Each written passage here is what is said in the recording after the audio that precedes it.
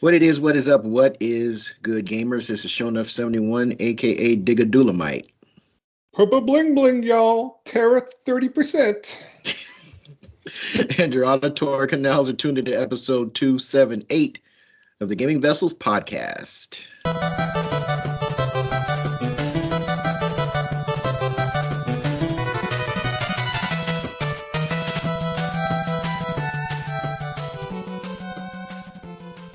As usual, I am not in the digital studio alone. Along with me, I got my partners in crime. First on deck, it's Dez, aka the Bay Area Terror, aka the High Res Hater. That's me. Not so much though. Mm-hmm. AKA the Cat Daddy, aka that gamer stepdaddy. What's going on, man? Not much. Although I know it's it looks like the time of being the high res hate is going to be going away. So, and I'm here for it. I'm here for it. So, but other than that, I'm doing okay. Doing okay. Good. And of course, our show is a no-go without Trader Joe, aka Jabroni Chief. Yeah, that's me. But you might also know him as the Food Max of gaming, who can maximize your gaming dollar. How you doing? I'm good. I'm not maximizing any dollars right now. I'm counting my dollars. That's what I'm doing. Yes, he is. No. Yes. I don't know in these economic times. I have a pre-order for a Hori, the newest fight pad coming out, and it's coming out at the end of April. And I don't know if Amazon might be, changing that price. It is a Japanese import, mind you. So, I don't know. I don't know these things. So, but I'm doing okay. I'm doing good. So. I just checked my 401k, and I just, I've been one to just let her ride and just sit it there. I had a particular blend of percentile and certain funds and that How hard were you hit? I checked, and I believe I lost $25,000 since January 1st. So Good grief. Yeah. So I had to, obviously change my blend. So, I'm not Mr. Wall Street over here, but, if I have to retire possibly early, I want to make sure. Get as much money in there as possible. Get that cush. Yeah. This market free fall is not helping anybody right now. Yeah. I quit looking at mine. I was just getting depressed. Gotta have to. Yeah, for sure. But I just want to kind of, I can't, let the slaughter continue over here. So yeah, I hear you. Yeah, for sure. Well, that brings us to, as always, our first topic on the docket. We've got the playlist coming at you.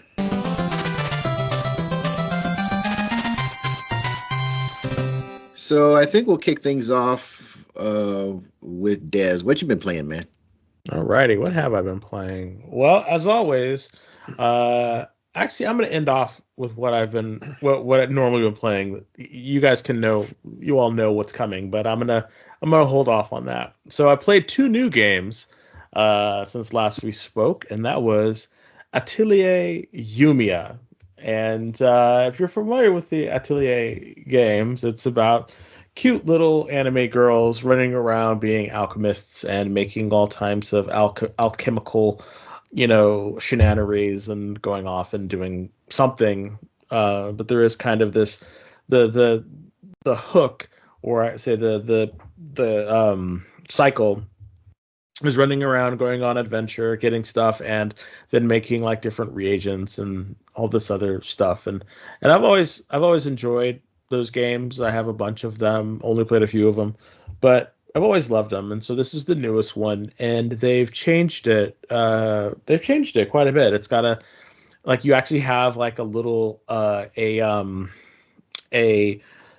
staff that doubles as a little gun to shoot stuff in the environment, and you synthesize stuff in your little backpack, and you have this little floating sort of beaker that kind of flies around you and stuff, and it's pretty interesting. And this world, which is kind of the biggest thing in this world that you play in, alchemists have been outlawed. So Yumiya is not she's not well received by the other folks in the world because alchemists are kind of bad. But other than that, it is the typical, Japanese, JRPG flair. A lot more of an active time battle, which is kind of fun. You run up to, your enemies and you see them on the field, and then it goes into like this real time combat kind of stuff, and then you have um different moves sets that you do that are assigned to each button, and each one of them has a sort of cooldown, so you have to do these different combinations with the attacks that she does, which is really kind of cool actually, because you can't just spam the button, because the move has a cooldown. Some are faster than others, some you have more charges than others in order to do the move.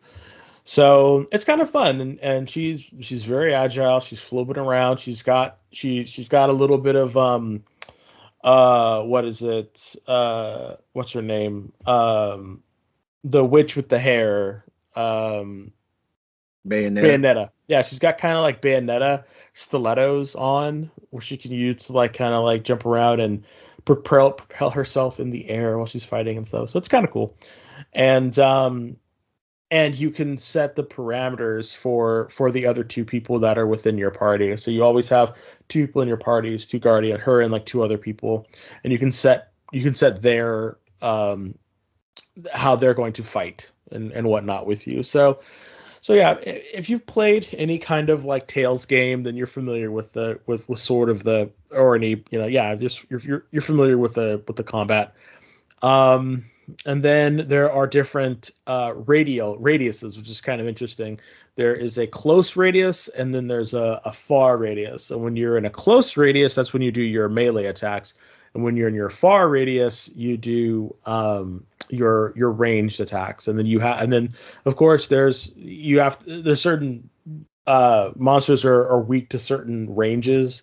And so that's how you have to play it, by looking at the creature, and then you have to go to different areas in order to get out of the way of like ranged attacks. So it's actually kind of like playing an MMO when you're playing an MMO or during like a boss battle.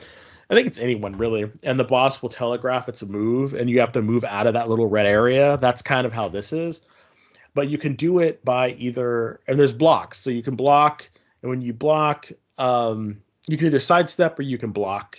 And blocking, you can do a counter attack. So at first I was kind of like, I don't know about this, but then once you start getting into like the gameplay and what you're doing, it actually is really fun. So I've been really kind of enjoying myself with it. It's still early goings. I like the game because it got you right into the action. Like you literally jumped in, and you're with Yumiya and her friends, and then she falls, and then you're like immediately into like fighting monsters and stuff. So I thought that was a lot of fun. And then it slowed down a little bit, of course, because you have to meet the characters, and so you kind of go back in time a little bit. And so it's cool. And then the antagonists, look like typical kind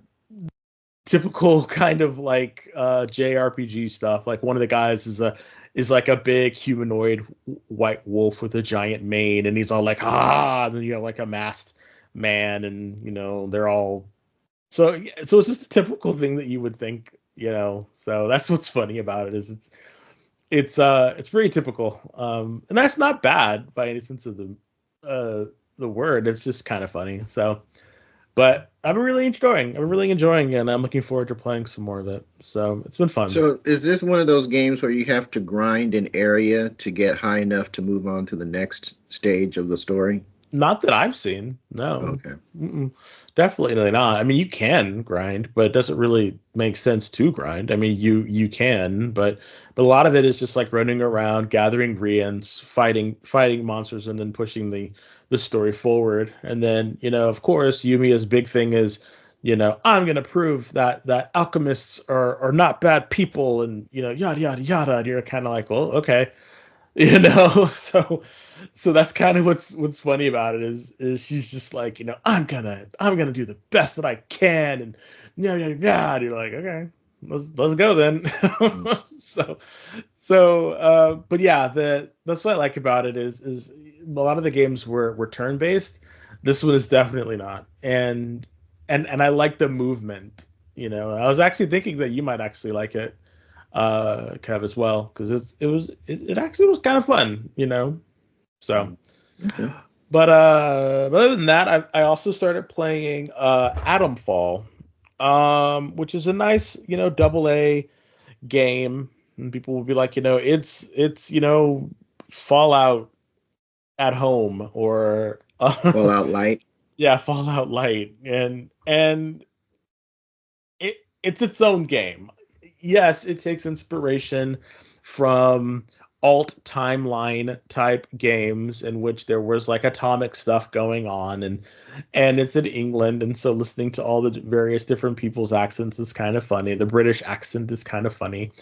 But it definitely is its own thing, and by that I mean you're not given any like thing to do. You get these things that are called leads, and then you go, and then you scavenge. I mean, you're in this like quarantine zone, and there are these like different areas. I found 4 areas within it, and every area is like a smaller little I mean, I don't want to say it's open world. It's you have an area that you fight in, or that you explore, and then within that area you have a bunch of like buildings and places where you can run into and find stuff and loot and get your stuff. A lot of crafting, and then you find these different badges, which are your skills, and you find these different little skill books, and then it's interesting because like that thing is given to you for free. Like you can find them by scavenging stuff. There's like a little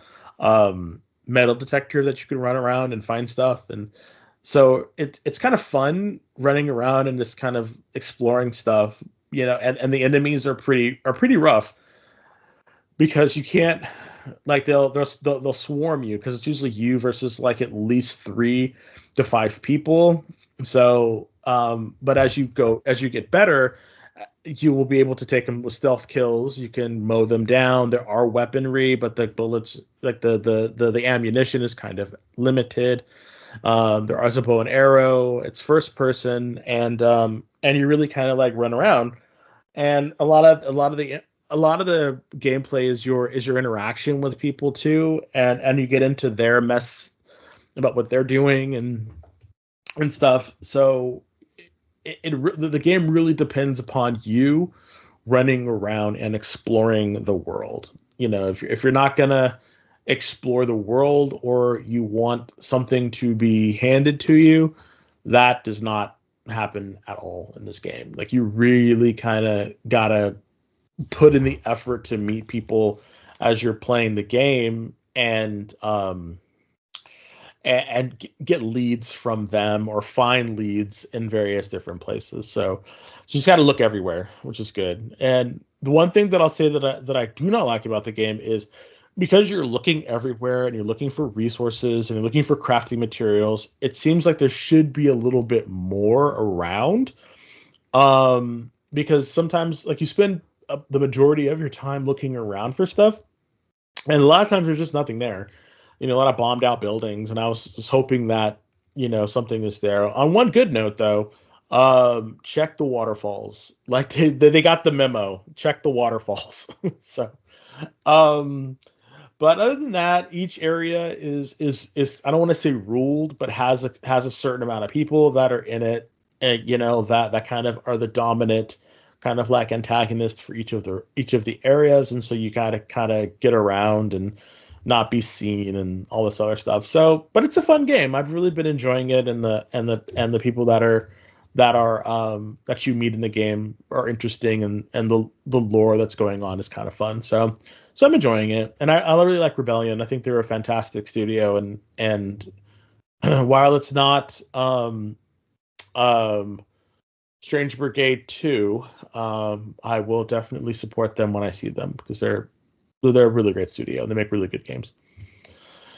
So the last game that I've been playing this week, and this is a game that I've been playing exclusively with Joe, has been Borderlands 3. We are approaching the end of the marathon. I call it a marathon because it seems like we've been playing this game for like months. And we have. So we're getting to the end. We have 3 more areas to go through, and then we're done. We're done with it. I can roll credits on it. I can slap a bow on it, and we can get done. I will share. I will save. I will save. I'll give my time, on the show to Joe. That way he can talk about his Borderlands 3 experience because I had to flip the script on him a little bit, and I know he's probably not happy about it. But I kind of have been foregoing doing side missions just to kind of like rush the story because I'm tired. I want to get this game done. So Joe has been running a lot of the side quests and the side missions by himself, and I'm fine with it. So as we've been going, I hop on and he's like, all right, let's push it. And then we just kind of like push forward. And then when I'm not playing, he'll go back and do all the other stuff and just kind of like wring out all that value, just all that value from the game. He just wrings it out like a wet mop. He's just like, yes, give me that value. He just drinks it up. So I let him do that. So, but yeah, that's mine, and I'll kick it over to Joe because it kind of nice little segue into his Borderlands 3 experience. Well, yeah, I'm continuing to play Borderlands 3. It just seems like the game to play. I hate to say it, but it's like I've been. Why do you hate to say it? No, because I want to move on to different stuff too on there. But sometimes if you find something that's in the wheelhouse, especially if it's good gaming comfort food, if need be, it just seems like definitely it's something want to definitely try to play. I mean, right now because of all my forays into arms race, I'm. I hate to say it, but when we play the story missions, it's like we're all overpowered to hell and back. No, so you're overpowered, not me. But I am neutral because I'm like still like 22 levels below you. So yeah, I know. You are completely over leveled, sir. So it's like it really does kind of trivialize the game a little bit because you're so over leveled. But hey, it happens. Yeah, for sure. So yeah, and I've been doing little arms race, not too much. I tried to do a few rounds last night, and it's just like, nah. You said you weren't. I did. I wound up doing it. I said, knew screw it. this. I knew it. Because I like that format, and I like grabbing the guns and bringing them to my main game, and it's just fun to play. So. But I gave it up after a couple of tries last night. But, it's something to where I go into arms race and I'm able to really just go in there and, follow a set plan, go and get some loot. And as long as I get good enough guns, it's a foregone conclusion. So, other than that, obviously doing some side missions, that kind of thing, the side missions, the scripting is very just like...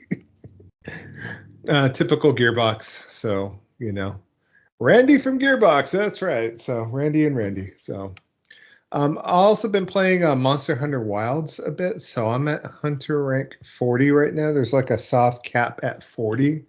I've been bouncing around doing some story sequences. They basically said, because what's going on in the story right now is that, obviously with the ending of the low rank campaign, the environments are all going crazy, and so you're basically going from territory to territory and fighting like enhanced versions of the same monsters you fought during the low rank campaign on there. So I've been playing a lot with our listener Grenil a bit, here and there, and the goon, yeah, going in there, and I'm still enjoying it. It's nothing to where I'm putting pedal to the metal. I'm not like Hunter rank 100 like Grenil is and a few other people on there, but I find enough to where I'm kind of settled into Great Sword and Lance as being my 2 weapons. I've been doing like, basically almost 50-50 with them. It just depends on the particular monster and if I have a better chance as far as holding my shield up with the lance more than it is with the great sword. It just depends on the monster and if I want defense or not in the scenario. So, and I'm having fun with it. I mean, I keep logging in almost daily to get my bonuses, and it's something to where I'm not per se fervent about it. We haven't really grouped up together because before as a podcast, me and Dez and Kev, we've all played World, a lot, and then Rise a little bit on there. Me and Dez really played Rise a lot after it came over to the PlayStation. So I remember I dropped off on the Switch version. So, but I'm going to continue at it. I mean, Wilds is a good time, and that's enough to where it's not so long in the tooth because I am not pedaling to the metal as far as the game is concerned. So that's basically been my gaming diet for the last couple of weeks on there. I'm looking to diversify, just like Desmond was mentioning last episode about him buying, a bunch of these new games. I want to really dig into Xenoblade Chronicles X, so that's probably something I'm going to try to mix up and find some time for. And then obviously, checking out my new PC and maybe playing a Steam game or two. So that's what's on the horizon for me, at least. As far as movies or anything like that, checked out a new movie called The Amateur that has that one particular actor from Bohemian Rhapsody and Mr. Robot. It's decent. It was a good time. Rami Malek. There you go, on there. So, and saw that. I also saw a Jason Statham movie since we last recorded. So that movie, Working Man, was just like, might as well just, if that movie was a video game, it would have been a quadruple A, 15-hour, like if you remember back in the PlayStation 1 days, PlayStation 2 days, where they had a particular game with a particular lead actor or whatnot. Like, remember when they had Bruce Willis in Apocalypse, or they brought out Chow Yun-Fat in Stranglehold. It just had that kind of, it played exactly like a video game. You're just going from set piece to set piece, basically shooting up people and watching shit blow up. So decent movie, but I could, it's like one of the most recent movies I felt like, hand me that damn controller so I could actually play versus watch this thing. So that's how I kind of felt. So, but that's, other than that, that's me. Kev, what you been playing? What you been doing?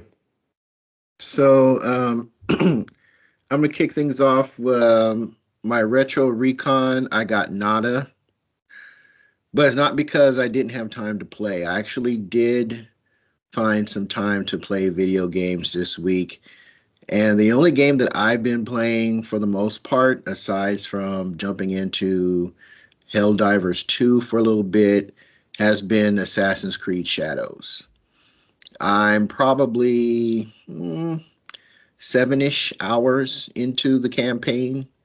Right now, I have unlocked Yasuke, so he is playable.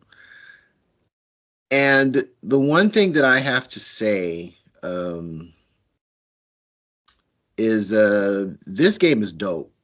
If you remove all the Chutosphere nonsense and the I don't know what the opposite of Chutosphere would be called. I don't know. I don't even know if there's a name for it. But if you're a normal person who likes normal type games, and I know I'm speaking in very broad generalities here, there's very little not to like about AC Shadows. It is absolutely stunning looking on the PS5 Pro, which is where I'm playing it. Combat, while it's not the best combat I've ever played, I think Ghost of Tsushima has it beat. in just the sheer in-depthness of the combat, but it is just as fun, in my opinion. There are skill trees, there are skills that you can equip, gear that you can equip that change your stats as you progress and do side missions. One thing I like about the game is that the side missions that you do tell you what the rewards are going to be, and they tell you the level of the enemies that you're going to face, which I think they started doing that in Assassin's Creed Origin, if I'm not mistaken, where you had enemies that were at a higher base level than you were, and you could either try to face them or not. They've incorporated that same system in this game, but they don't tell you the one thing that this game is not the best in telling you when it's doing something new. Yeah, excuse me. And I was it's right after I unlocked Yasuke and was able to access him as a playable character. So I do his introduction where he and Naue are kind of, I guess you could say, kind of reintroduced. I won't go too much further for spoiler's sake. And I'm able to access him. I decide to make the decision to use Yasuke, and for the story mission, my goal is I have to talk to this, get counsel from this woman who was in Nobunaga's court, apparently, and get some counsel from her in order to pursue some common enemies that Naue and Yosuke now have. And I noticed that when the mission became available, there was this red number 28. And I saw it, but it just didn't register with me. So I go in with Yasuke, and Yasuke, he's not a stealth character. You go in guns blazing. I guess in this instance, katanas blazing or unsheathed, whatever you want to call it. And I just go in, I just start hacking fools. But I noticed that I'm getting one-shotted.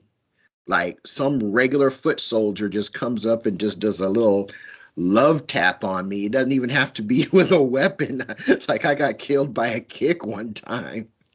And I'm like, yo, what's going on here?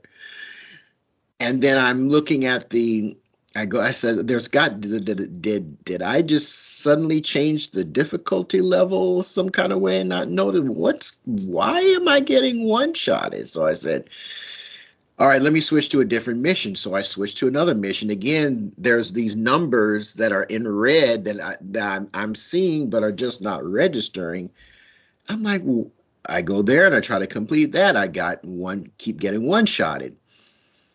And I'm like, okay, wait a minute. There is something that I'm missing here. And then it finally clicked. Oh, dumbass. Those red numbers is the base skill level of all the enemies that you fight. So when I'm fighting, I'm going to the stage that has level 28, it means that the enemy, the base skill level or the base power level, if you want to talk in Dragon Ball terms, the lowest person, the grunt soldier, is going to have a base level of 28, and it will go up from there. And the others were over 9,000? Yeah. Yeah, I haven't had that yet. But I'm like, oh, okay, so I can't continue with the story, so I'm going to have to do some side missions to beef Yasuke up.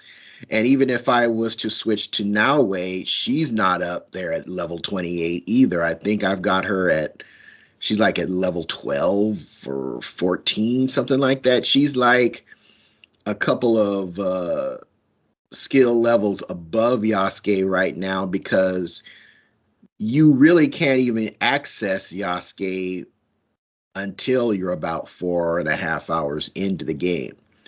So you are playing with Naue, and Naue is your assassin. She's the one with the hidden blade. She's the one that is using stealth to her advantage. She's the one that while you can confront multiple enemies, she is not as rugged or sturdy as Yasuke is. So a couple of hits and she's done. But even using her, I mean, I've unlocked several weapons with Naoe. I've got the sickle, and I forget the chain and sickle. They're the Kamagira, I think that's what it's called. And dude, that thing just wrecks people. Like, there's a special move you can do with her that you literally gut your opponent like a fish. And I mean, it is so brutal, but it is Sounds so gnarly. dope. Yeah, it's like she uses a chain, she slides herself between the opponent's legs, pops up behind them, and uses the sickle and just guts them from the midsection. Ugh. And it is, dude, it is brutal as hell, and it is so dope it's so dope to see. Um, Yasuke is a beheading machine. Like, dude, I lost count of how many heads this man done lopped off. Yeah, there's options to turn that stuff off in the main menu. So if the gore is not to your liking, then you can turn those things off. I love that stuff. So I don't know what that says about me as a person, but the more heads that go rolling, the more fun I'm having. Yasuke also has a habit of chopping off arms too, which actually both him and Naoe have that habit. So some sharp swords. Yeah, so the limbs and heads go akimbo when you're getting into combat. But man, the skill tree, the combat, the story. I made a decision with Naoe that I probably, if I really thought about my decision, I would have seen through the ruse, but I didn't because without going into detail, I had the opportunity to assassinate one of two people, like off rip, because I knew that one of these two individuals out of a group of three were involved in what I'm trying to get revenge on, for the source of my vengeance quest. And by the way, the story of this game is pulled right out of, what is that movie, the Seven Samurai? Oh, cool. It is a straight up revenge story, which I have no problem with. I think revenge stories make the best source material for video games, and this is not no exception in that regard. And I had the opportunity to kill one of them.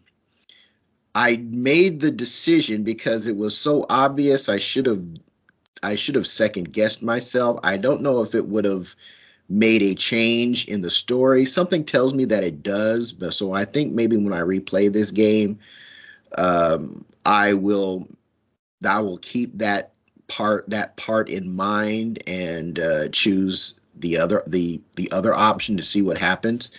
But anyway, I got deceived, and I didn't kill an innocent person because that individual was a piece of shit. But they were not involved in my cause for revenge. So it's kind of like I did the world is a little bit of a better place because this individual is dead, but they were not directly involved in my reason for revenge here with Naoe. And the fact that was included and that was an option, I just thought was some really cool. Not that it really hasn't been done before, but I thought it was a really cool aspect, at least for an Assassin's Creed game, that I'd never experienced in this series. So I thought that was a very welcome addition. Let me see.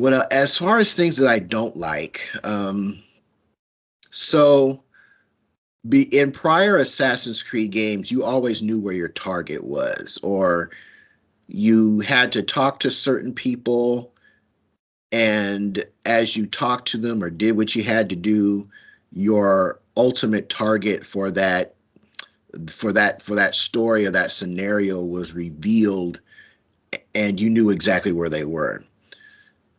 In this one, they play a slightly different game, and it took me a while to get used to it. But now that I'm used to it,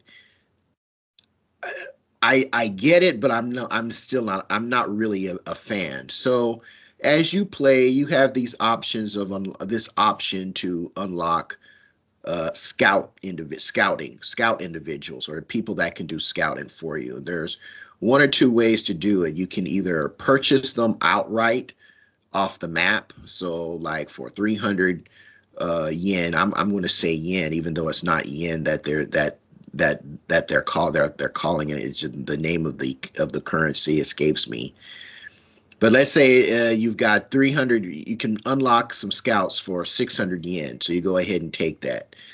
The other way that you unlock scouts is by rescuing people who are being robbed or, just like outright assaulted on these dirt roads as you traverse from one area to the next. And when you save somebody, they can either give you information about the surrounding area, which can reveal information about places that you have not visited yet, or you can add them to your scouting crew. Typically, what I do is I just add them to my scouting crew because I was having issues figuring out how to properly use them. So when you're starting a new target, the map will tell you, and this is all through the Animus. So there are parts when you're actually in the world, and then there's parts when you're like on the map. It's obvious that you're dealing with the Animus UI, for lack of a better word.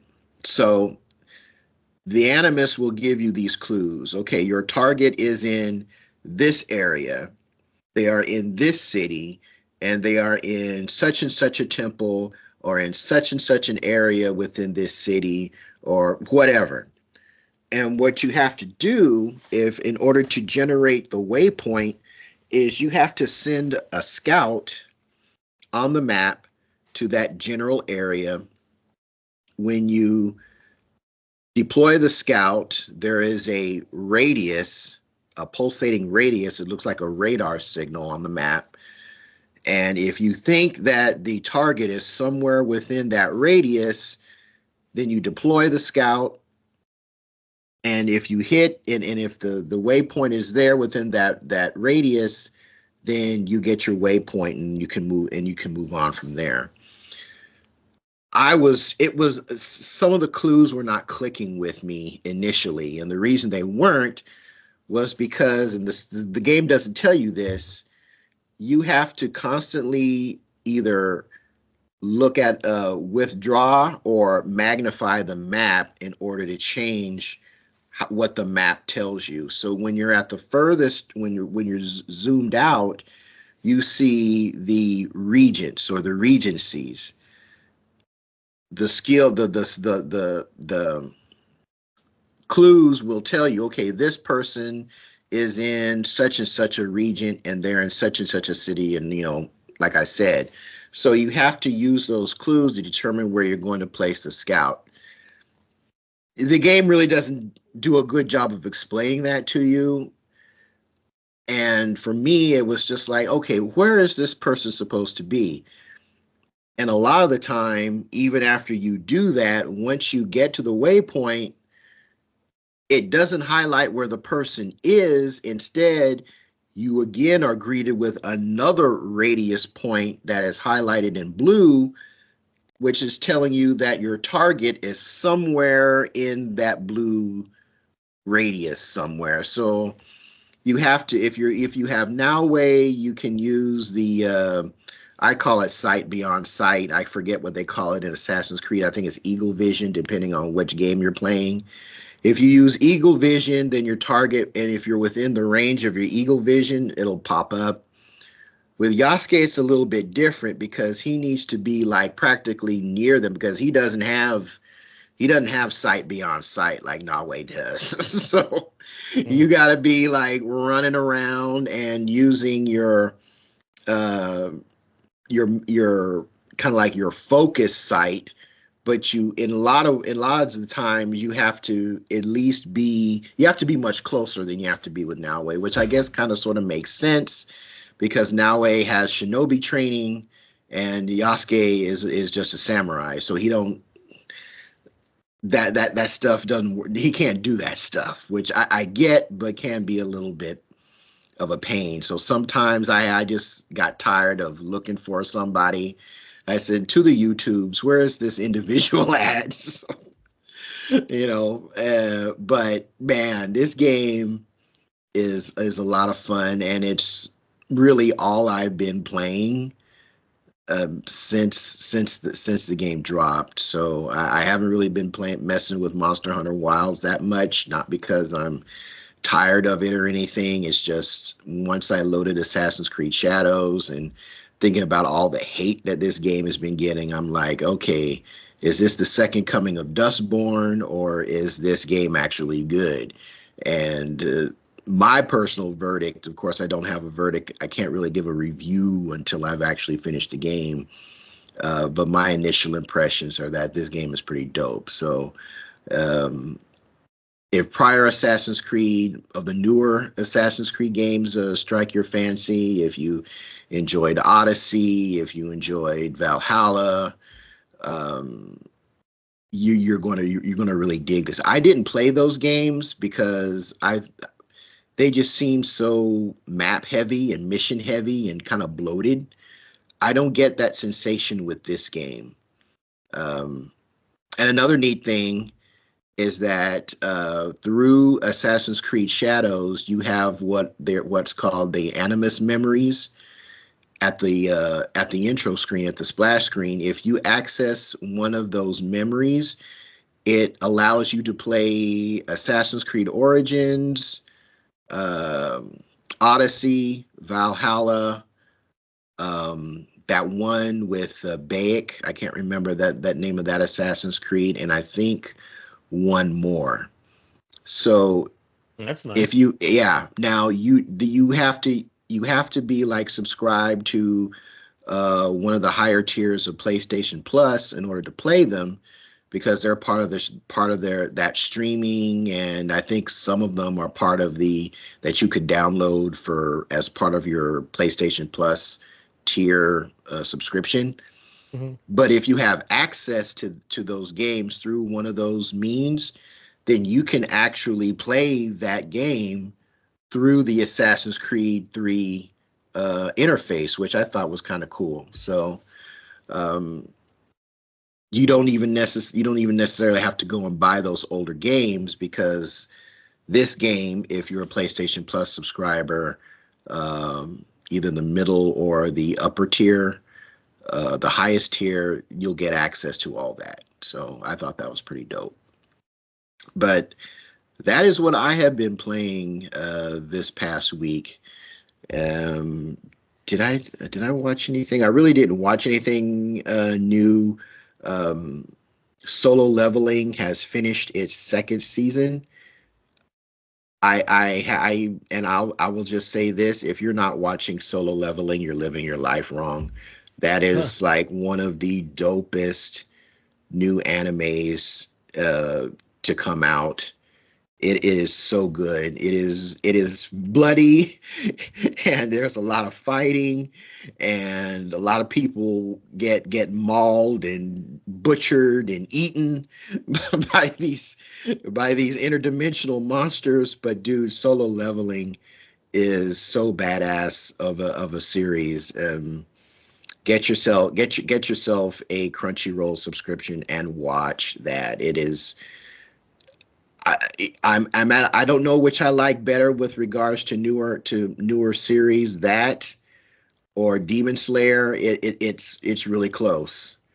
In fact, I think Solo Leveling might be edging out Demon Slayer by just a little bit, because I should be watching the Hashira training arc of Demon Slayer, and I'm finding myself rewatching season 2 season 2 of Solo Leveling. So it is what it is, but y'all need to get up on that. But with that said, I'm going to move on to our main event topic, which I'm going to push on over to Des. All right, man, you got the mic, bro. Alrighty. So, just a quick announcement regarding the main event.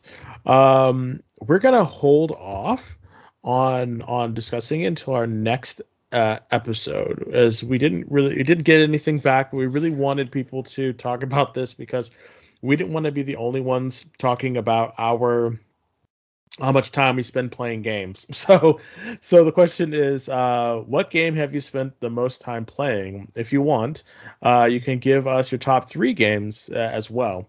What was it that made you spend so much time playing the game? And I know some of you probably will be like a Monster Hunter game, because I know a lot of you have been grinding that game out. So take the time. Please respond in either our Discord, or if you're listening on YouTube, just do it in the comment section below.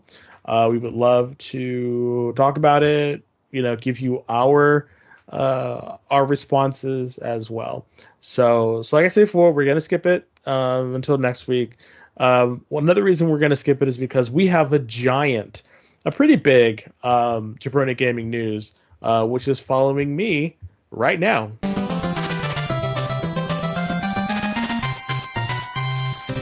All right, thank you, Desmond. You're welcome, sir.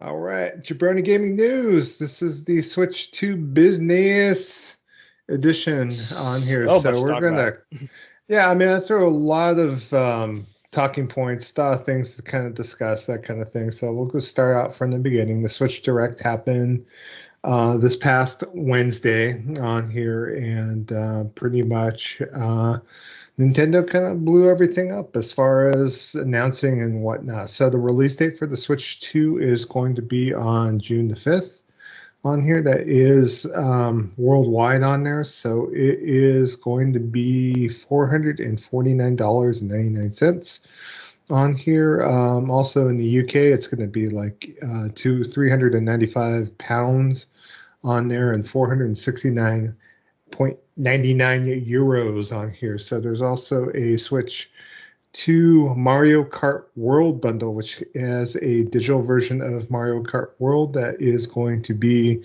$499.99 for the US, with other prices for euros and for the UK on here. So, and they pretty much led off the Direct. They kind of introduced Mario Kart World a little bit. So impressions of Mario Kart World, let's say what everyone was referring to as Mario Kart 9 previously, because obviously 8 was the last one in the series on here. So, but the game has like elements of open world to it on there. So, and of course we talked about it in the previous episode, but there's like 24 racing participants, different characters, so on and so forth. The game looks pretty damn badass, actually, looking at it. But I think it's like kind of like the ultimate kart racer if need be. So they kind of blew that out, and then afterwards they started talking about the system.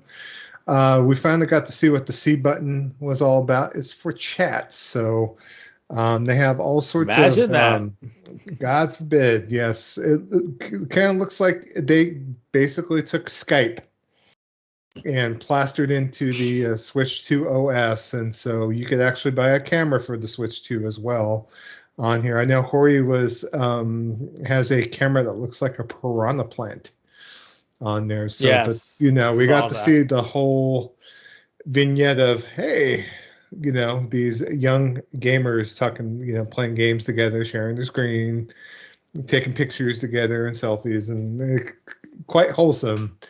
Whether that becomes the wholesome activities, I think families will be okay with this, but all I could think of is Xbox 360 and Uno when I looked at this chat function on there. So, dude, if I had a kid, there is no way my kid would have access to that camera. Nuh-uh.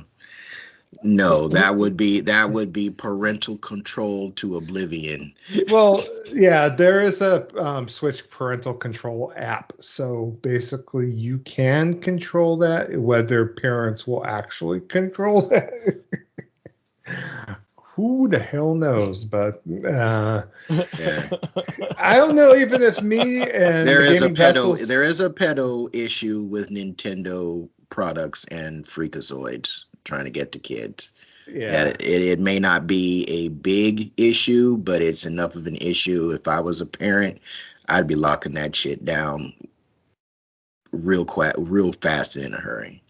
Yeah. Or at least have that conversation with your kid to let them know. No, there is no conversation. If my kid is of a certain age, when I say certain age, I'm talking in elementary school, middle school. Nah, it is a non-negotiable issue in this house.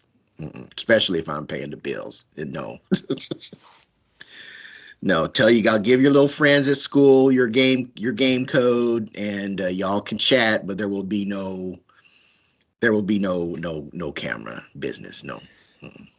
And I think with us, at least, I'm not looking to buy the camera. I don't think any of us, if we're buying a Switch 2, are going to be buying the camera. I don't know about sharing, our screens and playing all together in the party at once. I mean, we could do that already with PlayStation and share screen if need be, but I'm busy playing my own game. I don't want to I don't be need to see you pixel peeping and taking a look at what you're doing in your game. Even though this peeping. Wow. Yeah, and those frame rates kind of reduced to individual pixels in that. Yeah, that looked pretty bad. I mean, I kind of appreciate it because there's certain points where I know on PlayStation that if Ace Black joins, we're sharing our screen, what we're doing, what we're playing, and so you actually kind of get an idea of what's going on. I've shared my screen a couple times before in the OS, so it's not nothing I'm going to be looking forward to. I mean, if I had a bunch of family members that lived all around the country or something, I could definitely see getting together and playing like a game of Mario Kart or, doing some clubhouse games, kind of thing, or doing some Mario Party. I definitely could see to where that might be especially with kids away at college or something that want to kind of convene with their younger siblings and or parents, that kind of thing. So. But many people were thinking about the C button was for camera or for something else, but it just happens to be Nintendo's kind of version of Skype. So, there you go. There you go. Yeah. So also they stated in the direct, they talked about the system itself. So the system does have its magnets for the Joy-Con 2 on there. I think it's already been disclosed about that, but to kind of give you a look-see of the system. Of course, the screen is going to support 1080p. It's going to have HDR. It's going to support up to 60 frames per second. No more high-res hating. No more. I'm the high-res lover now, forever. I don't know about you. Just kind of got to the normal. You're a norm. You're a normie, not a HD. That's fine. That's fine. Finally. Whew. But we'll have to see. One thing, it is backwards compatible. They talked about the backwards compatibility a little bit in Ask Nintendo articles that were on there. So the big kicker about this is that basically it's backwards compatible through an emulation layer. So it's actually not systemic as far as the compatibility for Switch 1 games. So meaning it's not running a Switch 1 chip of some sort in there. They actually are doing software emulation for this through an API on that. So there is a list of games that are not compatible at the moment. They are working through all 15,000 games at the moment. As far as all the Nintendo branded games, I think the only game that wasn't compatible with Switch 2 is the Nintendo Labo VR. No. So if you want to put a cardboard VR helmet on your head, keep your Switch One around. So, Damn it. but No buy now. even Ring Fit Adventures and the other Labo stuff can be used with Switch 2. You just will have to use the original Joy-Cons, I believe, for it. So on that. Unacceptable. So, and then, as far as the games themselves, as far as backwards compatibility is concerned, there is basically some differences as far as games are concerned. So right now, Nintendo unveiled some free upgrades for some Switch games on here. So that's going to include ARMS, Captain Toad's Treasure Tracker, Super Mario Odyssey, Super Mario 3D World, and Bowser's Fury. Clubhouse Games 51, Zelda Link's Awakening, Zelda Echoes of Wisdom, Game Builder Garage, new Super Mario Brothers U Deluxe, Pokemon Scarlet and Violet, and Big Brain Academy, Brain versus Brain, because you gotta have those brains on the Switch too. So, and also as well, there are going to be some games that will be issued for both the Switch and the Switch 2. Pokemon Legends ZA. Super Mario Party Jamboree. ZA. It is ZA. It is not ZA. Stop it. I'm calling it ZA. Pokemon Pizza. ZA. It is not pizza. Legend of Zelda Breath of the Wild, Legend of Zelda Tears of the Kingdom, Kirby and the Forgotten Land, and Metroid Prime 4 Beyond will all receive Nintendo Switch 2 versions. So, thing about those games in particular is that they all are getting a separate Switch 2 releases. And the thing about maybe we'll get into a little bit about some of these Switch 1 games for Switch 2 is that they are getting physical releases at retail, but the physical box that will include the Switch 2 version of, like, say, Zelda Breath of the Wild is going to include a Switch 1 cartridge inside and a download code for the Switch 2. Not a code, it's a key. No. These particular games, Desmond, this is where the confusion kind of goes into the mix. I know, Joe. I'm just messing with you. Yeah, Joe. So, but yeah, some of these Switch 1 games that have Switch 2 versions, they are getting physical cartridges, but the physical cart is actually not a Switch 2 cart. It's a Switch 1 cart with a code. So I don't know how I feel about that because, like, Zelda, both Zeldas are being re-released with Switch 2 box and packaging for, I believe, because of the fact that these games also are available for Switch 1 owners that already own these titles. That you're going to have to pay an extra $10 to $20 for these. So like Kirby and the Forgotten Land, which has additional content with the Switch 2 version, is going to retail for $79.99 on here. Zelda Tears of the Kingdom and Breath of the Wild are both retailing for $69.99. What's baked in to the price is the price of the upgrade that original owners of these titles have to pay to play the Switch 2 native versions of the game. So Pokemon Legends ZA and Metroid Prime 4 haven't been released yet for the Switch 1. So it has to see whether or not we have to pay any extra for those versions. I hope not. Because, I mean, I'd rather just buy a native Switch 2 version for the same price as the Switch 1 version. I shouldn't have to pay an upgrade fee to play on Switch 2.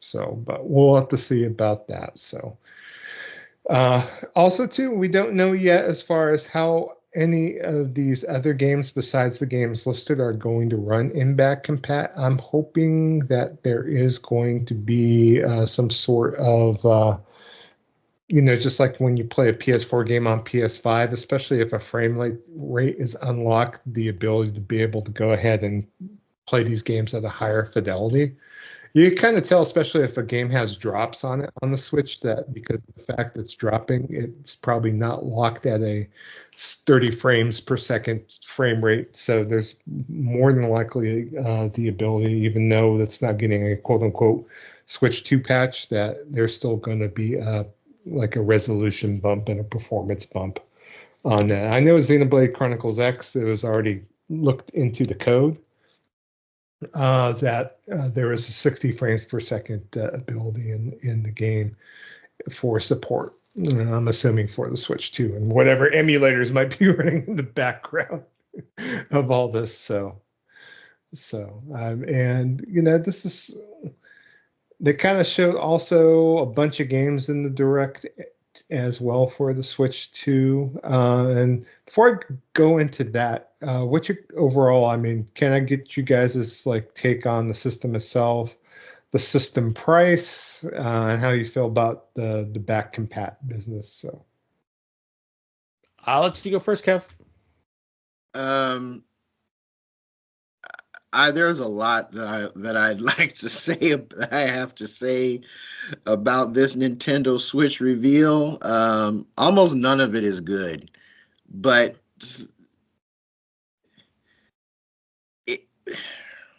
man, this is, in my opinion, this is their PS3 moment. Or maybe their Wii U their Wii U part 2. Because this everything was confusing. The messaging was confusing. Some games are, and I mean, you're going to talk about this. Really, the stuff that you're talking about now isn't really my problem. It's all this other crap that's going on with this system that I have a huge problem with. So, I'll pass the mic to Dez, and then when you get to those parts that really bug the hell out of me, I'll elucidate further. Okay.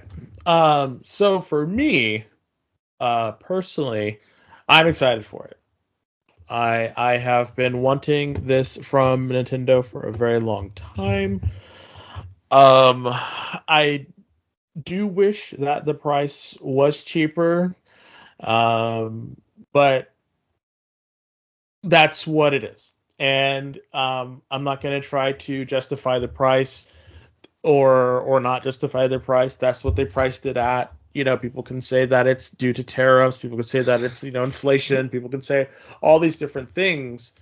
And they could all be true and not true at the same time. But for me, I'm a Nintendo stand.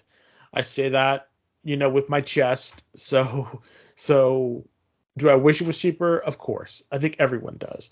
Am I going to buy it day one? Yes. Am I going to buy physical media for it? Yes. Am I going to buy digital media for it? Yes. I already do that with my current Nintendo. I do believe that this is a refresh for them, for the Nintendo Switch. And I do think that the prices, given what could happen with the economy and given what could happen with the tariffs and whatnot, they can always redo that price or make it lower. I mean, Nintendo has done that in the past.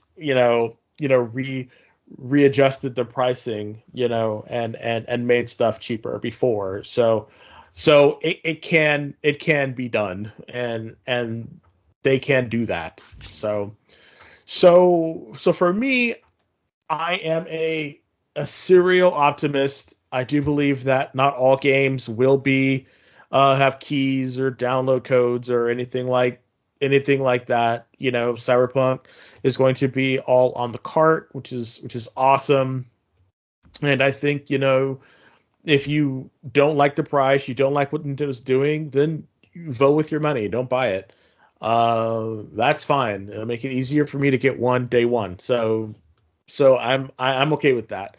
Do I believe it'll sell gangbusters? Yes, I do believe that people are excited, that people will get on here and they will play these games.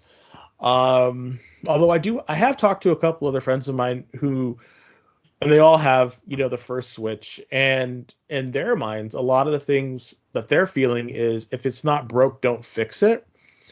And and I think that sentiment comes from the fact that they are not gamers, like full on gamers. Like these are casuals who play their Nintendo with their friends. They play their Nintendo for party games. They don't like play their Nintendo as like a full on gamer would. So these upgrades don't appeal to them. And in my mind, at least for me, that is sort of why I did not buy the Pro. Because for me, I just don't, my vision, the TV I'm using, all this other stuff did not justify me buying the Pro, because I don't feel that I'm going to get the best out of it for the enhancements that the Pro is giving. I will get, the enhancements that the Nintendo Switch 2 is doing. I will, be able to look at the games better. I will be able to do this. So for me, it's the cost is okay. And I have disposable income. I don't have any kids, so I'm going to purchase it.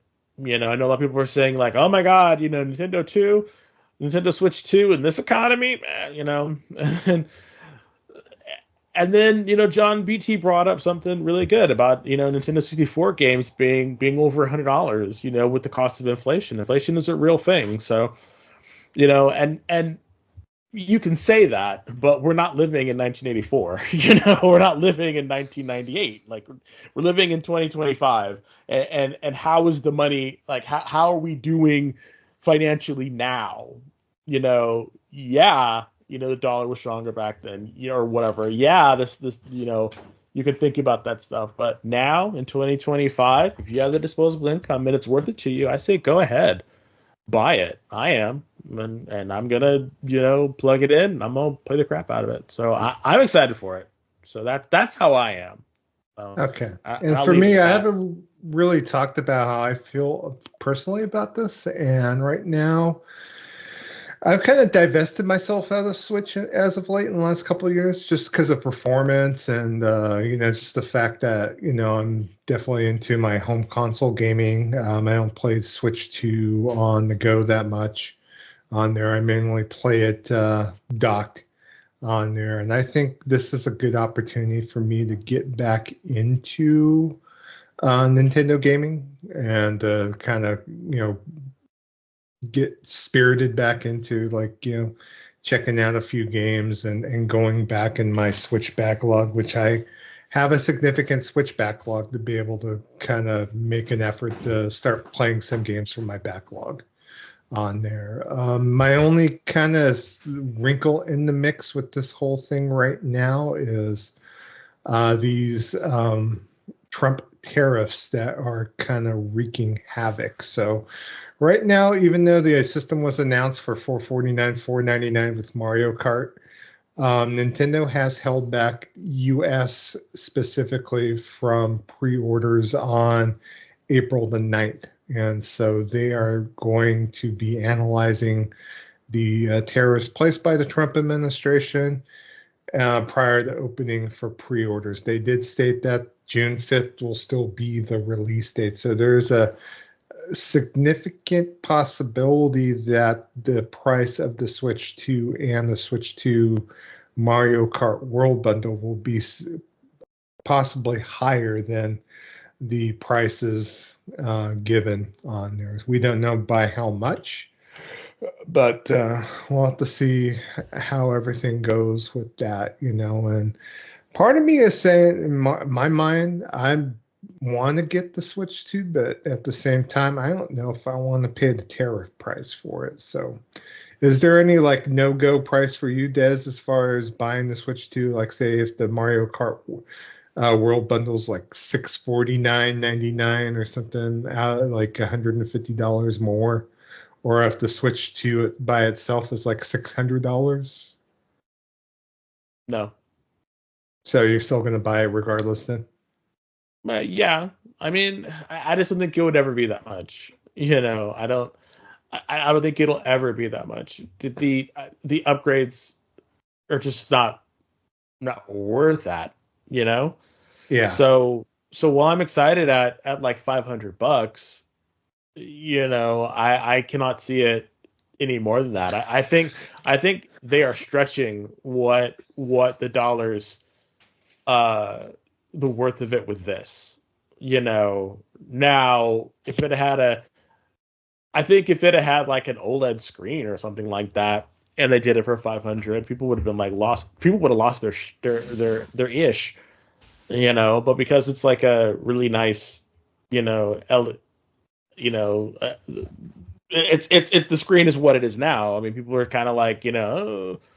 so so in some instances, you know, yeah, it's weird, but in other instances, like, yeah, I, It's and just then for me at least. another people don't realize, and I think this is very interesting, is I think the Switch One was aggressively priced to move because of the Wii era, and I think people will forget that, you know, and it's just like that's why like the Nintendo needed kind of a hit, and it did, and so now everybody has one, and they're thinking, well, okay, this is what we're gonna kind of raise this price up because we think it's worth this much. People are like, oh, Nintendo, how dare you? You know, it's like, okay, you know, so I don't Well, know. Well, to me, the Switch hardware was old when it came out. It was never intended to be, a Steam Deck competitor, for lack of a Yeah, better word. So when your hardware is barely stronger than something you pull out of a Cracker Jack box to begin with, there's no reason for your prices to be that high. So I can't really. It's something else that some other YouTubers have mentioned. Those that have read Reggie Fils-Aimé's book, which I didn't even know he had a book, and I'm kind of curious about reading about his corporate adventures working for Nintendo. Reggie was one of the key key corporate elements that pushed Nintendo to keep their prices down. He was one of the people that was like, no, we don't need to get into this price, jack up the price for what we're doing. He was very instrumental in keeping development costs to a minimum, and he was very instrumental in keeping the cost of their hardware down. Now, granted, different time, different era, different administrations, tariffs were different, yada yada yada. I get all that. But the guy that they got in here now, who's running Nintendo, he's not a gamers guy. He's not a games guy. He is a corporate man, and he's about F all that. I want the money, and all corporations are like that. Reggie was no different, but he saw a means to getting the bag by trying to make things as convenient or pocket sensitive as possible to the consumer. And that element is no longer there at Nintendo. I can definitely see that. I definitely see that aspect of it. But then other people have been saying, which I thought was very interesting, is that even the and I want to change it back to the price of the games. You know, people would say, okay, so would you rather pay, $60 for a game chock full of microtransactions and like planned DLC, or would you pay like $80 for a full on game with like no microtransactions? And You think just like play the Nintendo's not game? going to hit you with microtransactions in Mario Kart? You don't really believe that, do you? They didn't do it in the last one. That's what the paid content was all about. No, yeah, They didn't give you that stuff for you free. bought that. Yeah, no, I'm not saying that. No, I'm talking about like monetization. I'm talking about like full on DLC where everything is gonna have DLC. Like that's what I'm talking about. Didn't You they know, if charge for that's the Mercedes cart? there was a there was Mercedes. level packs that they released, and they were part of the expansion pack. If you have the Nintendo Online and expansion pack, those came for free. But those are just tracks from all throughout the series that were paid DLC on here. So, but it's not like anything invasive, like say like a NBA 2K, a WWE 2K, or anything of that sort, where you're just nickel and dime as far as cart points or anything like that. Loot boxes and stuff like that. So yeah. So I'm just saying, like, there's pros and cons to all this stuff. So, and for me, and I'm trying very hard. I'm trying very, very hard to be not a Nintendo apologist and not a, I guess for lack of a better word, shill for Nintendo. Because yes, there are things that they could be doing that is a lot better. Than what they are. And I don't want to yell, customer, what is it? Customer, what's that term that everyone likes to, everyone likes to throw around about, not being customer centric or whatever. But anyway, I mean, yes. Well, I would love to get that new Lamborghini, but it's not. It's at a price point I can't afford. I mean, at the end of the day, all this stuff is luxury. It's luxury goods. Yeah. Right. These are hard luxury. Gaming is a luxury hobby. Yeah. It is what it is, and a lot of this stuff is subjective. In my mind, when I look at Mario Kart, that game is not worth $80 to me. It's not. But if 2K or Take-Two announces tomorrow that they're going to be dropping Grand Theft Auto 6 for $100, I'll be first in line to buy it, because in my mind, that is a series, that is a game, and the estimated cost of development for 6, I feel I would be getting my money's worth. So I mean, it's 100% subjective when it comes to that. I don't think that new Metroid game is going to be worth to me is not worth $80. That new DK game is not worth, what is 75, whatever. Those games are just not worth that much. I don't know what the development budget costs were for them, but they sure as hell weren't 400 million, 200 million. They were nowhere near that. And I can see that because this stuff looks like the same. It looks like slightly smoother, graphically reskins of older games.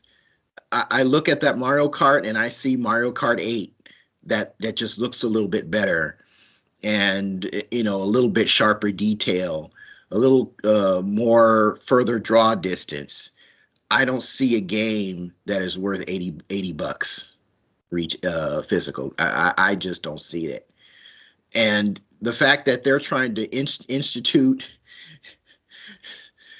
that quote unquote share, where you got to be in the same freaking Wi-Fi connection as the person you're borrowing the game from, and they can only hold it for 2 weeks, and you can't play the same game when one of your buddies is playing it, and it's got to be on that same Wi-Fi connection, so it has to be in-house.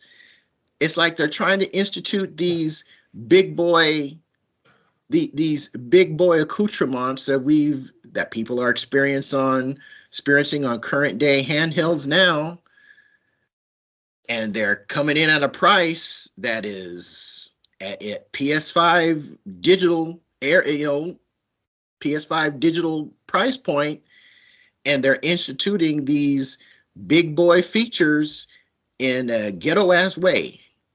And in my mind, you just call it the digital library card at that point, because you get to keep it for 2 weeks, and then then it's going to automatically revert back to the lending console, and it's all got to be on the same Wi-Fi connection. I mean, no. Well, let me clarify that a little bit, Not and then I'll go into my whole thing. Yeah, my thing when I was talking about price, I don't know if I want to pay anything above the price points there because I don't want to pay the Trump tariffs. I don't want to pay the U.S. government additional 150 bucks to buy this thing. I don't want the tariffs to blow over, and I'm hoping they do blow over by the time June rolls around when the launch date comes out. So that's my reluctance, because the tariffs are not, they're going to go towards the price of the item, but at the same time, it's because of the Trump administration, the U.S. government charging Nintendo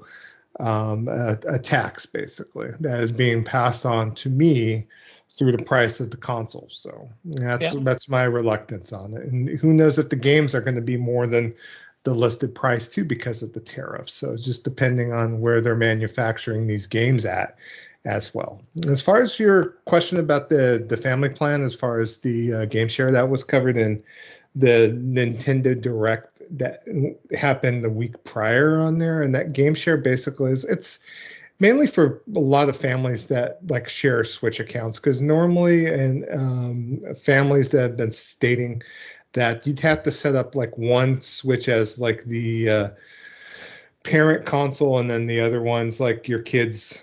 You'd have to like you basically do a game share where you have to like you basically, if you were the parent, you'd have to play to where you always were connected to Wi-Fi no matter what to be able to play your games, and the kids could play the same game as well. So, and this, I think it just makes the family settings with Switch and Switch 2 a little bit easier for some parents to be able to just lend the card out. And one thing, if you do lend the card out, it verifies via Wi-Fi once, but after that, they don't have to check in via Wi-Fi subsequent on there. I think I know with the way the previous system worked is that you'd have to always be online to verify that you own the game before the person is able to go in and fire up the game and go at it. So it definitely will help out for people that travel too. That way they don't have to per se sign into Wi-Fi every time. And I wouldn't apply to any of us because it's mainly for people that buy like 100% digital on here. So. But you still gotta be at the, you still gotta go to the library for the first transaction. Correct. Yeah. I.e. the host's Wi-Fi connection. Correct. And then in 2 weeks, it disappears. It goes back to. It reverts back to no. You mean to tell me that they couldn't do a home and away system just like Xbox did, just like PlayStation did with this new console? I'm not buying that. Not at $400. That's actually for Switch 1 and 2 games, so that has nothing to really do with the. Well, I would expect that for a $300 console, but when you're telling me that your next one is going to be priced at or maybe even higher than a PS5 digital, and you're bringing in these big boy features supposedly, and those big boy features are really falling short in my view compared to what I can now. Yeah, people will say, well, you can take it with you. I'm not buying that, because you can do the same thing with the Steam Deck, and this console has higher stats performance wise from what people are telling me than the current Steam Deck, the base Steam Deck, the cheapest one. And you can do that with a Steam Deck. So no, I can't. And again, this is all subjective, and this whole thing with these key cards, and the game's not going to be on it with some games, and some games you're going to get it physical, and well, it's all going to be on the cart. And it's like, no, man. Let's mention that real quick. Let's get into the games. But Kev, you got to think about it though. Bayonetta 3 at 60 frames. Bayonetta 3. Okay, let's talk about Bayonetta 3. I have not seen anything that's going to suggest to me that this new Switch is going to do a damn thing to my old Switch games with regard to frame rate, just from the fact that it's a stronger chipset. I haven't seen that. Nintendo's going to want to charge me anywhere from $10 to $20 for an upgrade. Okay, fine. If that's how you want to play it, that's fine. PlayStation did the same thing, but when PlayStation did it for $10, it was almost like I was getting a whole brand new freaking game. You can't tell me that for Horizon Forbidden West on the PlayStation 4 and Horizon Forbidden West on PlayStation 5 look the same. They don't. They perform completely differently. They look completely differently. Everything was upgraded. This, they're telling me, okay, well, for $10, for that, one of those Zelda games, you get Google Maps, where it tells you where to find stuff, and I'm supposed to be happy paying $20 for that? No. No. Not this little black duck. No, I ain't playing that. I would, and you can't tell me that this Switch 2 could just brute force better performance on games like Bayonetta and Hyrule Warriors. But it doesn't look like it's going to do that, because I'm hearing, assuming that the game even starts up, since we're dealing with emulation now, it's not going to do that unless Nintendo decides to provide an update for it. And no. Even my PS5 with the PSSR, even it does raw base brute performance upgrades on those on older games. Even it does that. And Nintendo's they're going to say, well, we don't even know if it's going to load. We're working on those 15,000 games. Okay, that's all fine and dandy. But are you going to charge me for those performance upgrades on those 15,000 games? We'll have to wait and see. As far as the stories I've looked at so far, basically all Nintendo first-party games are compatible with the Switch 2. It's the one Labo game I mentioned, the VR game, that is not compatible. So you got the same shitty-ass frame rate on the Switch 2. No, they haven't said that yet. And in fact, I believe, because of like what I was stating previously with Xenoblade Chronicles X and for other games, that we'll have to see how these games will run, especially if they're on an unlocked frame rate. I suspect that it's not going to involve any sort of patching, that these games will run better on the Switch 2. So it's the TBA in my estimation. So on here, the games that they talked with as far as getting upgrades, as far as the games like Super Mario Party Bonanza, Tears of the Kingdom, Breath of the Wild, they all have enhancements above and beyond that are getting separate retail versions on there. I know that the DLSS is involved, and with both Zelda games, that's running at a better frame rate. There's HDR in both Zelda titles as well, so that's the reason why they're doing the re-release for that specific game and those two particular games on there. So, and I'm definitely going to take a look myself, because want to go ahead and replay Breath of the Wild. And actually, I've never played Tears of the Kingdom, even though I personally bought it. And so I'm something where I'm interested in paying for the upgrade at some point too, as well. So I got another question. So if you buy Tears of the Kingdom and it's got the Switch, the original Switch card in it, and you're buying Tears of the Kingdom for the Switch 2, and you download the upgrade, and you want to sell it, or you want to give it to your buddy, are they going to have to then pony up that $10, $15, $20, however much, and for their Switch 2 in order to play it? They would basically have to, because the code would be attached to your personal Switch. Yeah, okay. It's a personal Switch account, but it'd be the upgrade fee of $10. So yeah, no, I'm good. So let's go ahead and all the way good.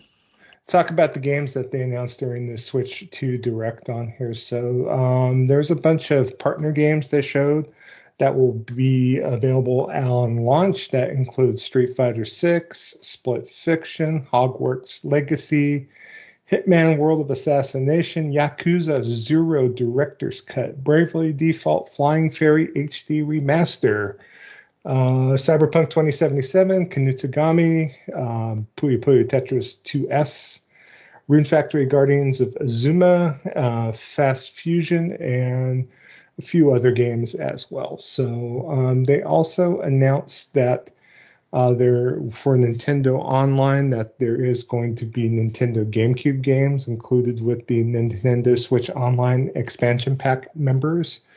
The games available on launch are going to be Legend of Zelda: The Wind Waker, Soul Calibur 2, and F-Zero GX.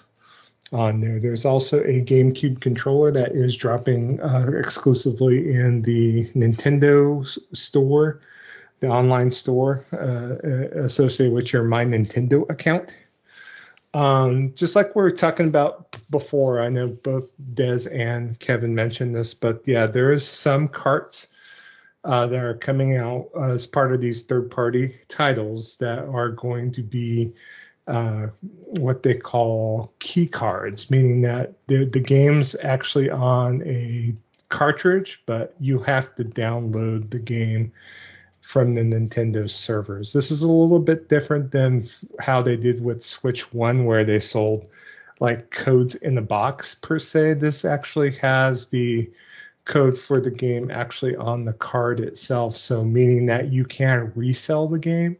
You can lend it to a friend and they'll be able to download it. The actual key to the game is on the cartridge itself. So I'm thinking, because I think from what I read online is that Nintendo is not offering as many options as far as cart sizes for third parties, and so this is a way that they could go in and basically still offer a physical cartridge, but the actual game itself is not going to be available on the card on there. I know some gamers out there like to have the actual full game on the physical media item that they buy, and so there's like some confusion regarding this, but in my mind it's a little bit better than selling a code in a box per se, because to me that's just ridiculous. It's been ridiculous on there, but at the same, at least it gives you some sort of resale value, at least with the way the game is. I would prefer that the actual game be on the card itself, just because, you know, if 30 years from now, if I actually want to play these games, if I'm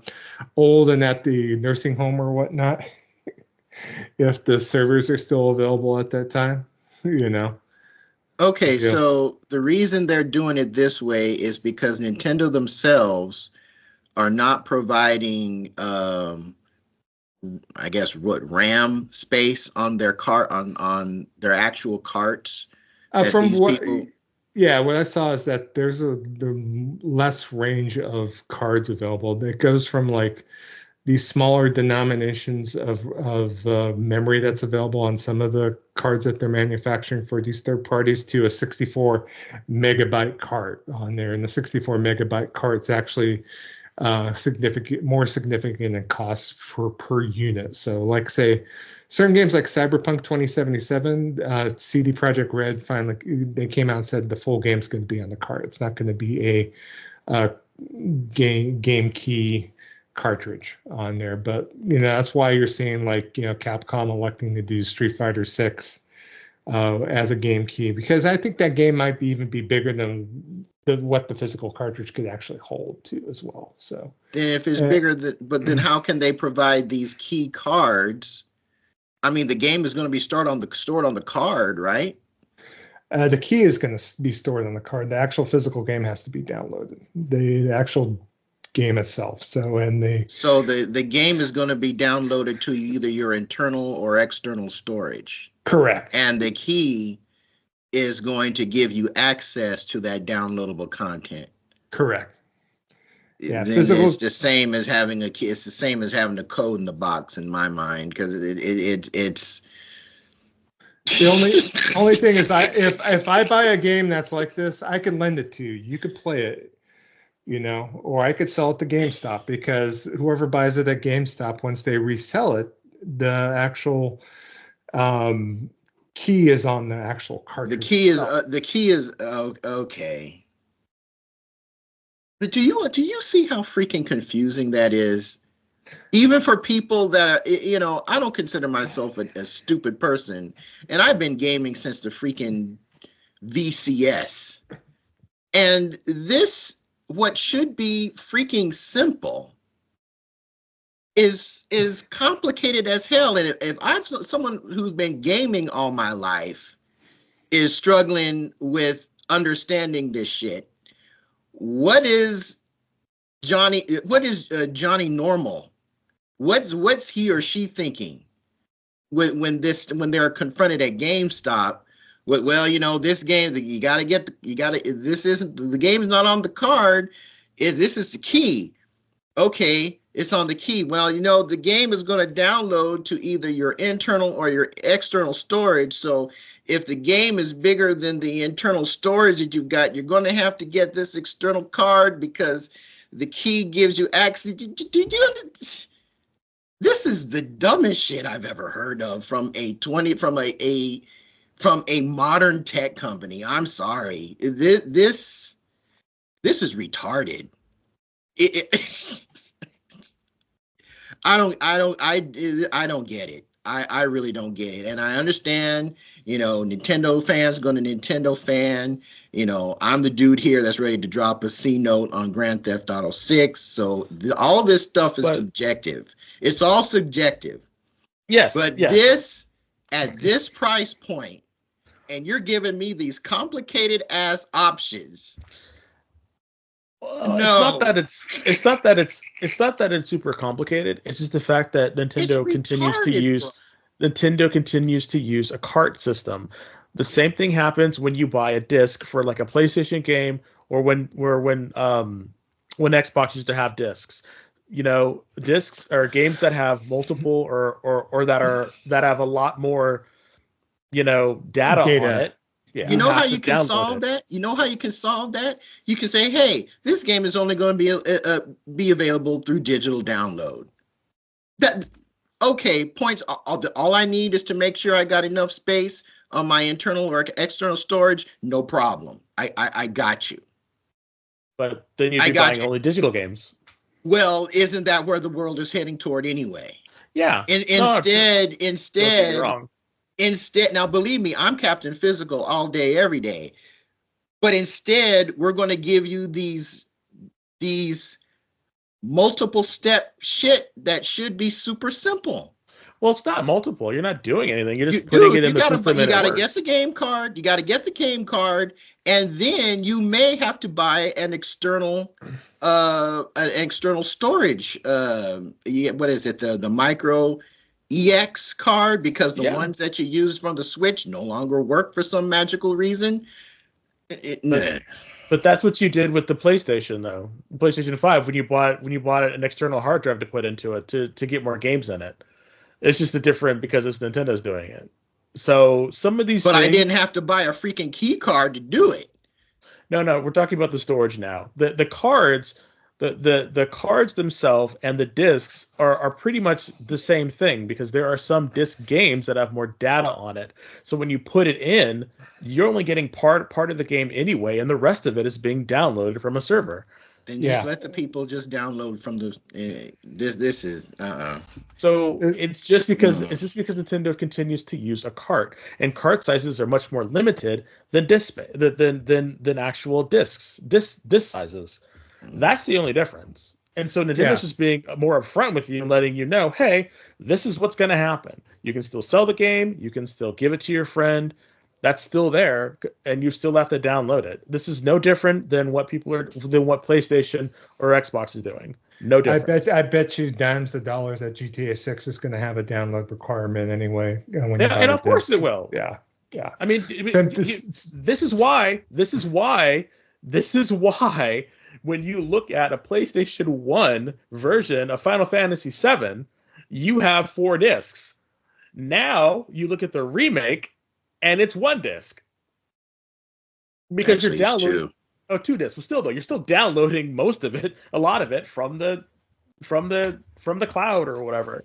Yeah. So I don't think this is that big of a deal. Actually, you're not. There's probably some things that you're downloading, but most of the game is on the disc. You have the game disc, you have the data disc, and then you have I guess for lack of a better word, you have the executable. So it's on 2 discs. So You load them both, and then you have to have one disc that's in there. But sounds like a lot of steps to me. From loading one disc and putting the other disc that you already have, not really, because it's all there in the box. You're actually transferring data from one disc, loading it onto your system, and you've got the other disc that you have to have inserted when you play.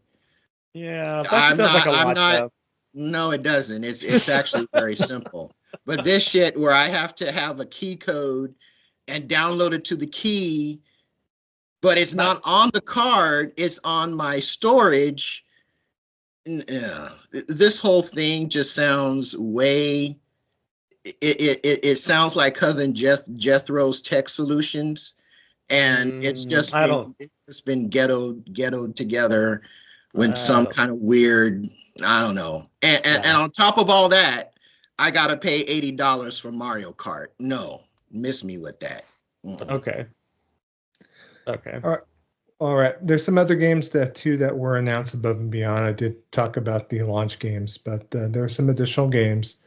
Some games I think that Des, you're interested in. So Bravely Default Flying Fairy HD Remaster is coming out on there. There's some other games too that are coming out after the launch on there. The main Nintendo games that they did announce were the new Donkey Kong, which is going to be Donkey Kong Bonanza on there, which is coming out in the fall on there. They should have called it Donkey Kong Bananananza. Yeah, they should have called it Bananananza. So I'm actually excited about that game. That game looks really good. So it does. All the destructible environments and everything looks fun. Yeah. Do you actually fight anybody in that game? Yeah. Because all I saw was him running around just kind of punching through rock. I didn't see it. It goes side scrolling. I missed the treehouse. I missed the treehouse, so I don't know if they showed anything there. I didn't see him fighting anybody. I just saw him punching through rock and grabbing bananas. So I'm assuming there's more to it than just that. Yeah, it's a platformer game, so we'll have to take a look at more about it. So, but there's a considerable amount of games that are announced for the Switch too, so we'll have to see how everything shakes out. One thing that they announced too is there's a Nintendo Switch Welcome Tour, which is kind of similar to Astrobot in a way because it gives you an introduction to the all system features of the Nintendo Switch 2. The only thing I kind of was throwing my eyebrow about this damn thing is that this game is not free, and you have to pay like $10 for this Nintendo. I thought it was only $6. According to they haven't announced the U.S. price yet, but according to the story, at least it's going to cost. Let's see. Let's open this bad boy up. I mean, I'll definitely agree with y'all on this. It should be free. It's like $990 yen. I don't. So yeah, like $6 or like. Who knows what Nintendo's going to charge in the store for this thing? They should give this damn thing for free. So. Yeah, that's a little much. I'm like, come on. I don't think I'll be playing the Welcome Tour on there. They also announced a game called Drag X Drive, which is a multiplayer game.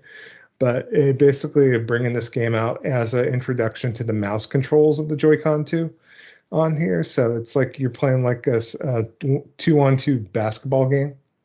Where you're like playing paraplegic wheelchair basketball on there. Mm-hmm. So, and I'll be kind of curious to see it, but it's a smaller game that will be downloadable only. They also announced Hyrule Warriors Age of Imprisonment on here. Age of Imprisonment sounds like Kevin having to buy the Switch 2. So wow. I'm not in. Oh, believe me, I have filed my what is it? My emancipation papers with the Switch 2 because I ain't buying this shit.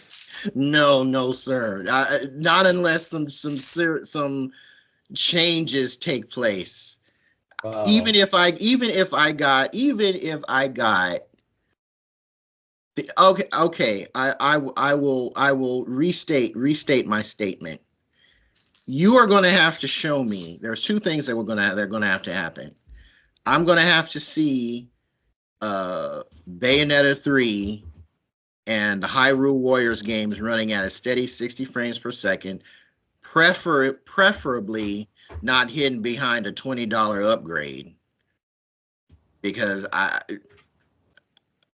mean, if they're adding more content, okay, fine, maybe.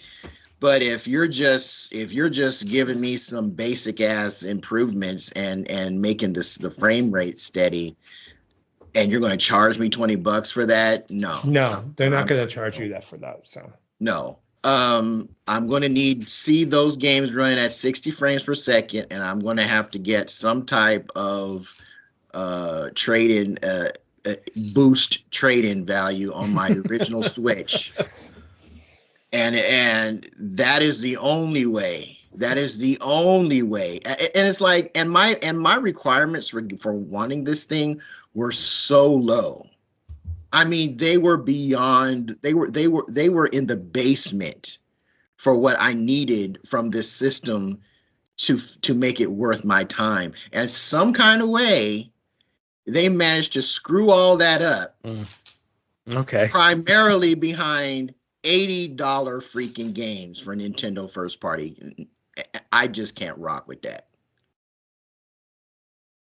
Okay. I can't. Right, yeah. Hyrule Warriors Age of Imprisonment was announced, so this is a game kind of taking the same art style of Breath of the Wild and Tears of the Kingdom. It's being developed by Koei Tecmo. There was also an announcement for the Dustbloods, which is a PvPvE game coming from Software that will be released in 2026 on the Switch as well. A lot of people are excited for that, and I know they had an interview with Miyazaki indicating that, just because this game is PvPvE, that there's further games from Software that they're still going to be doing single player development if need be. Kirby Air Riders was also announced, coming out in 2025. This is the game that Sakurai is working on right now on there. I never really liked Air Riders on the GameCube, so I'm not super excited for it, but I'm curious to see what it is, at least for me on here. I never played that on GameCube. Yeah. I didn't even know it was available on GameCube because for whatever reason I was thinking that was like a Kirby game that was announced but was never released. I didn't know that even was on GameCube. Yeah, it was originally on GameCube. Now, as far as the GameCube Online with the Nintendo Switch Online expansion pass, there's some other GameCube games that will be coming to the service, including Super Mario Sunshine, Fire Emblem, Pokemon XD, Chibi Robo, Luigi's Mansion, Pokemon Coliseum. So, I think we kind of run down everything with the Switch that has a 7.9-inch screen versus the 6.2-inch screen. The dock itself will have 4K support for compatible games, support HDR. DLSS was confirmed by NVIDIA as well. On there, there's also mention of some ray tracing features as well. So, as far as peripherals, of course, they announced the Nintendo Switch, new Switch 2 Pro controller, which has a couple back buttons on there and a headphone jack that kind of differentiates itself from the previous controller. On that, it's since it's already back compat with the regular Switch. I have tons of Switch controllers I could use. Yeah, you do. So I'm definitely not even. I mean, I might buy the Pro controller too, but I'll have to take a look. Also, too, they announced that GameShare is available for selected Nintendo Switch 2 titles on there, and that is the reason why for those free upgrades I mentioned for like Super Mario Odyssey and Clubhouse games is because they're introducing a feature with the Switch 2 that one person can own one cartridge and basically share a title with 3 other people, basically for multiplayer. And what's cool about that is that the multiplayer can be either on a Switch 2 or a regular Switch console on there. So as long as you have one Switch 2 running a particular game natively, you could share it with 3 other consoles to play multiplayer. So that kind of is this across the internet or on the home Wi-Fi? Both on there. You could either do this online together with some friends and or do it natively, like in the same room or in the same house as well. So then why couldn't they do their game share the same way? probably don't want people to be. I mean, if it's only going to be for select games, that's fine. But it's for multiplayer games, basically. So, all right, and probably we could talk more about Switch 2, but we will, talk about it more coming in the future episodes to come on there. So, and that is the Jabroni Gaming News for this episode. All right. Game nights take place every Monday, 6 p.m. Pacific, 9 p.m. Eastern. That is the date and time that we set aside to play with our growing Discord community. So if you've got a game that you'd like to play with us or other members of our Discord, just post that game in our game night section, and we will be more than happy to join you on Monday evenings. So you might be asking yourself, well, how do I be a part of your Discord? Well, that's easy too. All you do is head on over to the app formerly known as Twitter, currently known as X, or Blue Sky, and you hit us up at Gaming Vessels, GAMINGVESSELS. You click the link in the bio and you're in. We have no merch to hawk to you, and we have no Patreon tier list for you to pay for. All we just ask is you just be a good person who enjoys talking and playing video games, and I think you'll find a happy home aboard the good ship Gaming Vessel. So I think that's going to bring episode 278 to a close. I want to thank y'all for hanging out, cooling out, chilling out, without a doubt, this episode. So for Dez, a.k.a. the Bay Area Terror, a.k.a. the high-res lover. That's me. Or kind of, sort of high-res, depending on how you want to look at it. a.k.a. the Cat Daddy, a.k.a. that gamer stepdaddy, and for Trader Joe, a.k.a. Jabroni Chief. Yeah. That you might also know him as the Food Max of Gaming, who can maximize your gaming dollar. I am Shonuff71, a.k.a. the Nintendo hater. Nintendo Switch 2 sucks nuts. And we'll be back next time, episode 279 for your ears. Peace. Switch 2 sucks.